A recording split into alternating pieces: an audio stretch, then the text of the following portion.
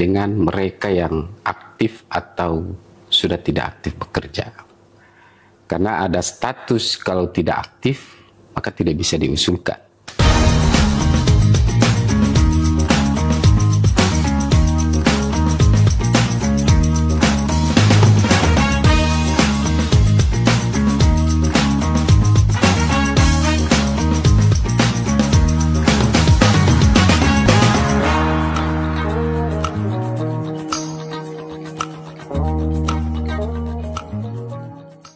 Assalamualaikum warahmatullahi wabarakatuh. Selamat siang, Om Swastiastu, Namo Buddhaya, salam kebajikan, Rahayu. Halo Sobat Mimbar Rasai, senang sekali rasanya saya Caca hadir menemani Anda pada Mimbar Rasai episode kali ini. Nah, dan di episode kali ini kita akan berbincang-bincang terkait dengan sesuatu yang lagi hangat diperbicarakan di dunia ASN, yaitu P3K paruh waktu. Nah, apa sih maksudnya P3K paruh waktu ini? Apa saja tugas dan apa saja regulasinya nanti akan kita kupas tuntas di Mimbar Rasai episode kali ini. Dan saat ini sudah hadir bersama saya narasumber kita pada episode kali ini, yaitu Bapak Suwardin Yakub Eskom atau biasa dipanggil Pak Waldi. Ya. Nah, beliau ini analis SDM aparatur ahli muda Kanwil Kemenak Maluku Utara. Nah, mari kita sapa dulu narasumber kita. Apa kabar Pak Waldi? Alhamdulillah baik, sehat. Alhamdulillah. Kabar balik? Alhamdulillah sehat dong Pak. Bapak sekarang lagi sibuk apa nih Pak? Iya, terkait dengan kesibukan kami di minggu ini, sebenarnya bukan cuma P3K paruh waktu yang kami anggap viral, tetapi ada P3K optimalisasi. Mereka yang hasil dari optimalisasi, yaitu penempatan di luar Provinsi Maluku Utara.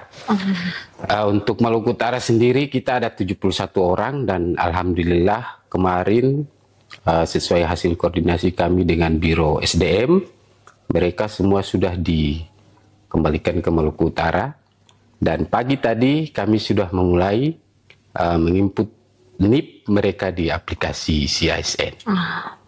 Baik, karena ini mungkin sama dengan tema kita pada hari ini ya Pak ya. Jadi mungkin sudah sangat nyambung ya tema kita pada dengan kesibukannya Pak Waldi. Nah, mungkin Bapak bisa mulai menceritakan sedikit atau menjelaskan sedikit terkait dengan P3K ini. Apa sih sebenarnya P3K paruh waktu ini Pak? Bisa Bapak jelaskan sedikit? Baik ya. Terkait dengan P3K paruh waktu, bahwa terkait pengangkatan P3K paruh waktu ini juga tidak terlepas dari amanat Undang-Undang Nomor 20 tahun 2023 tentang manajemen ASN, di mana di dalamnya terdapat upaya untuk penataan pegawai pemerintah non-ASN. Jadi P3K paruh waktu ini juga menjalankan amanat Undang-Undang Nomor 20 tahun 2023. Kemudian ada Kepmenpan 16 tahun 2025 itu terkait dengan P3K paruh waktu. Jadi kriteria P3K paruh waktu itu diatur menjadi 3. Yang pertama, pegawai non-ASN yang masuk database di tahun 2022, kemudian ikut seleksi CPNS, tapi tidak lulus. Oh, yang tidak lulus. Tapi seleksinya di 2024. Oh, yang pas 2024. Di 2024 ke bawah itu tidak dihitung paruh waktu. Okay. Kemudian kriteria kedua, pegawai non-ASN yang masuk database, kemudian ikut seleksi P3K 2024, tetapi tidak ada formasi lowongan jabatan. Jadi mereka ini disebut dengan R3T. Kemudian yang ketiga itu, pegawai non-ASN yang sudah 2 tahun mengabdi. Berarti ini tidak masuk database, tetapi mereka itu memenuhi kriteria 2 tahun mengabdi dan tidak lulus tes P3K kemarin tahun 2024. Untuk Maluku Utara ada sekitar 365. 365. Iya. Jadi ini P3K paruh waktu ini apa bedanya sama pegawai full time? Bedanya yang P3K penuh waktu ya? Iya. Oke. Jadi P3K paruh waktu itu diatur dalam Kepmenpan 16. Mereka itu dibuat kontrak kerjanya 1 tahun. 1 tahun. Nah, misalnya kontrak kerjanya kita mulai 1 Oktober 2025, maka kontraknya berakhir di 1 Oktober 2026. Ya.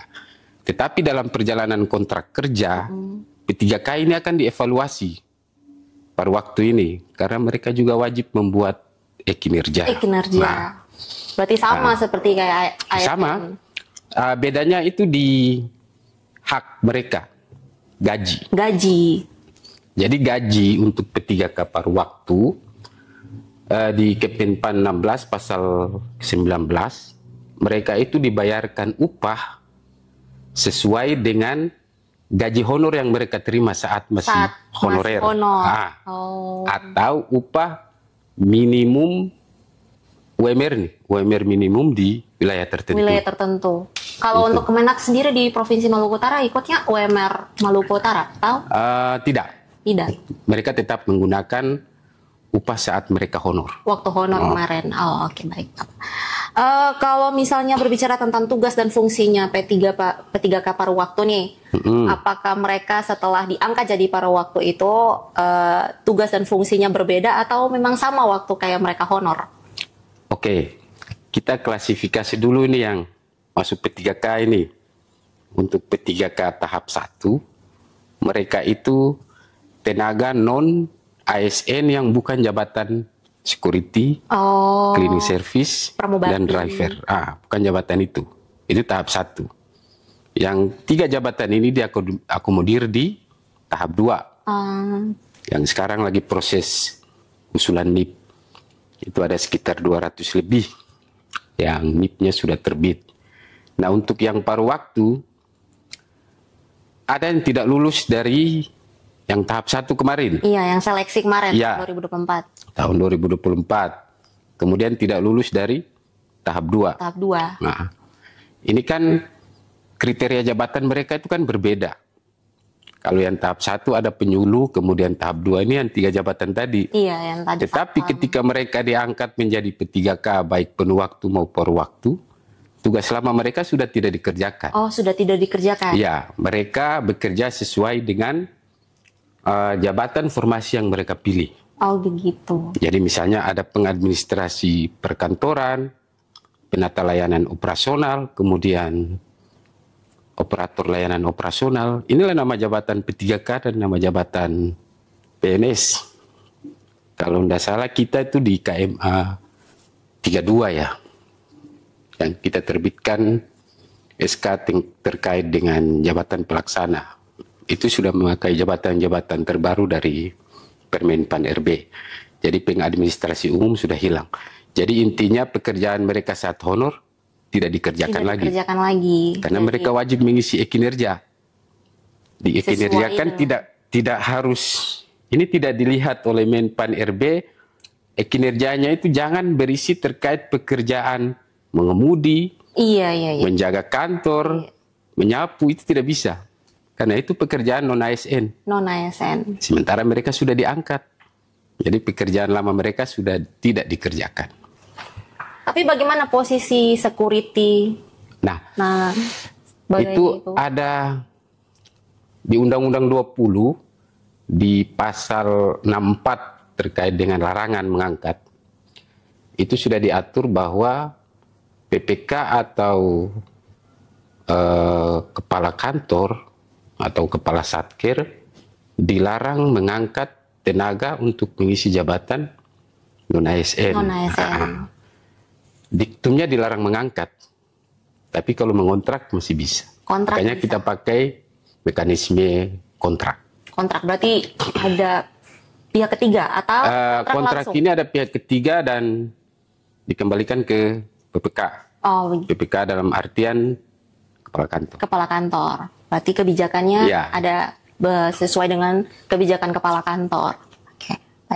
Baik Bapak, mungkin regulasi dan payung hukumnya yang tadi Bapak jelaskan itu kan, jadi mereka ini resmi ya secara hukum di negara ini berarti resmi sebagai ASN? Ya resmi. Jadi jangan berkecil hati yang per waktu. Benar, jangan Bapak berkecil Ibu hati. juga resmi diangkat menjadi ASN, hanya mekanismenya beda. Makanya jangan buat pelanggaran. dalam 1 tahun evaluasi itu jangan buat pelanggaran. Nanti bisa-bisa tidak diperpanjang kontraknya. Bisa tidak diperpanjang, bisa diberhentikan. Bisa diberhentikan. Tergantung pelanggarannya berat atau tidak. Karena mereka ini terbit NIP-nya kan Pak? Iya. Iya, makanya ada di Ekin. Kepmen 16 itu ada kewajiban PPK, dalam artian PPK ini kan pejabat pembina kepegawaian. Jadi kalau di daerah PPK itu kepala kantor, kepala kanwil. Nah di Kepmen 16 PPK diwajibkan mengusul NIP P3K paruh waktu. Jadi sementara teman-teman yang P3K paruh waktu, kami harap bersabar karena nanti ada surat pengumuman dari Biro SDM terkait dengan pengisian daftar riwayat hidup dan pengusulan NIP. Jadi kalau misalnya isi daftar riwayat pekerjaannya apa? Bukan paruh waktu lagi. Ya, bukan paruh waktu, bukan paruh waktu, bukan security, bukan ya, cleaning service, tapi pekerjaan sesuai jabatan formasi yang dilamar. Iya, bisa juga isi misalnya sebagai yang ijazah SMA ya, pengadministrasi perkantoran, kemudian operator layanan operasional. Kalau yang S1 kan ada penyuluh guru, kemudian ada penata layanan operasional. Tergantung formasi jabatan yang dipilih. Berarti sudah bisa isi pekerjaan saya ASN. Aparatur sipil negara, ya kan, keren.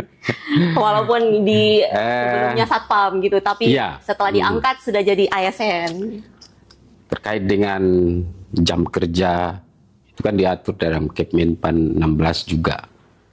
Jadi nanti PPK atau kepala-kepala kantor mengatur jam kerja mereka yang masuk dalam paruh waktu. Apakah mereka full kerja seharian ataukah kerjanya setengah hari.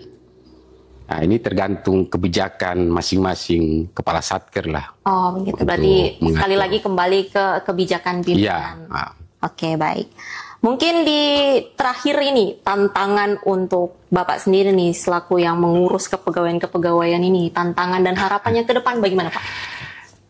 Tantangan terkait mengurus P3K ya, pengangkatan P3K. Ini yang paling berat saya rasa itu tantangannya terkait dengan mereka yang aktif atau sudah tidak aktif bekerja. Karena ada status kalau tidak aktif maka tidak bisa diusulkan. Tapi ini ranah ini harus butuh tingkat validitas kami yang tinggi dengan teman-teman pelaksana kabupaten kota untuk mengecek status mereka. Cek satu persatu. Ya, harus dicek satu persatu. Karena yang punya honorer mereka di kabupaten. Iya. Yang tahu tidaknya mereka itu aktif atau tidak, itu teman-teman di Satker. Kami tidak punya anggaran untuk turun verifikasi langsung. Apalagi di pelosok-pelosok sana. Itu dia. Iya. Jadi kami verifikasinya by dokumen yang sudah diupload. Jadi yang dikirim dari kabupaten? Ya, sudah langsung ke aplikasinya pendaftaran itu kan sudah kami verifikasi by dokumen. Kami tidak turun langsung ke satker tertentu untuk mengecek apakah mereka betul-betul honor ataukah sudah tidak honor lagi. Karena database kan bisa saja salah ya Pak? Hanya di tahap 1 kemarin kan ada sekitar 24 yang kami batalkan. Karena tidak terdaftar? Iya. Tidak terdaftar di database? Enggak terdaftar tapi sudah tidak aktif? Tidak aktif. Nah ini yang kami batalkan. Itulah tantangan terbesar kemarin. Tantangannya itu. Kalau harapan? Harapannya untuk semua ASN ini. Jadi semua ASN itu bisa PNS maupun P3K. Kami berharap bisa bekerja sesuai tusi masing-masing, selalu melakukan inovasi, kreatif dan produktif dalam menghasilkan produk-produk pekerjaan sesuai dengan tugas dan fungsinya masing-masing, serta mampu membaca atau menerjemahkan perintah atasan. Dan loyal itu wajib. Wajib. Taat pada undang-undang juga wajib, karena ASN kita diatur oleh undang-undang dan diikat oleh undang-undang. Kalau melanggar akan dikenakan hukuman sesuai dengan tingkat pelanggaran yang dilakukan. Iya. Jadi itu pesan-pesan ya untuk ASN, apalagi terkhusus untuk Kemenak Semaluku Utara. Ini pesan yang disampaikan oleh Bapak Kepegawaian langsung.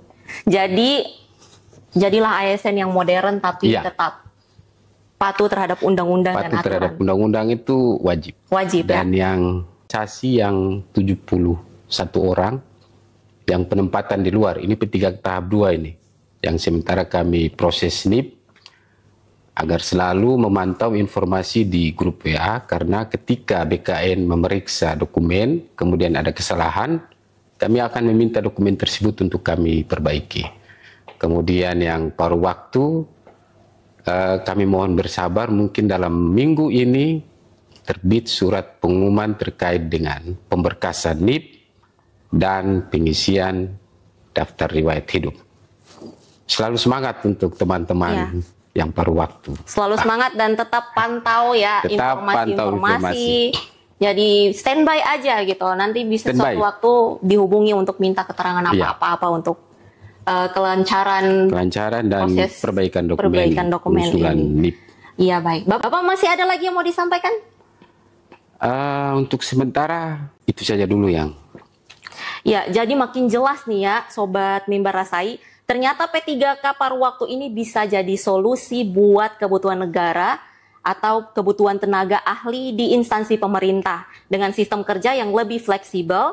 Dan untuk Pak Waldi, terima kasih banyak Pak sama-sama. Waktunya hari ini, ngobrol-ngobrol santainya hari ini. Banyak sekali yang kita dapat hari ini informasinya dan sangat penting ya untuk disampaikan. Ke depan bisa kita bahas terkait dengan mutasi, pokoknya terkait dengan jenis layanan kepegawaian yang kami rasa teman-teman di Satker juga membutuhkan informasi yang penting dan akurat dari teman-teman di Kanwil. Kayaknya menarik kita bahas tentang mutasi ya Pak, karena banyak orang berpikir kayak mutasi ini hukuman bagi seorang ASN, padahal ya wajib lah. Pada saat kita tes CPNS kan pasti tanda tangan bersedia ditempatkan di negara Indonesia di bagian mana aja. Ya Pak, jadi mungkin ke depan mungkin ya untuk tim kami akan membahas terkait dengan mutasi. Baik, mungkin itu saja yang kita bahas pada siang hari ini Pak. Sangat menarik. Kita tutup, mungkin nanti kita lanjut lagi di episode-episode selanjutnya dengan pembahasan-pembahasan terkait kepegawaian yang lainnya, yang mungkin kayak contohnya tadi mutasi. Baik, terima kasih Sobat Mimbar Rasai. Kita berjumpa di episode selanjutnya. Saya Caca pamit undur diri bersama tim. Wassalamualaikum warahmatullahi wabarakatuh. Waalaikumsalam. Selamat siang, Om Swastiastu, Namo Buddhaya, salam kebajikan, Rahayu.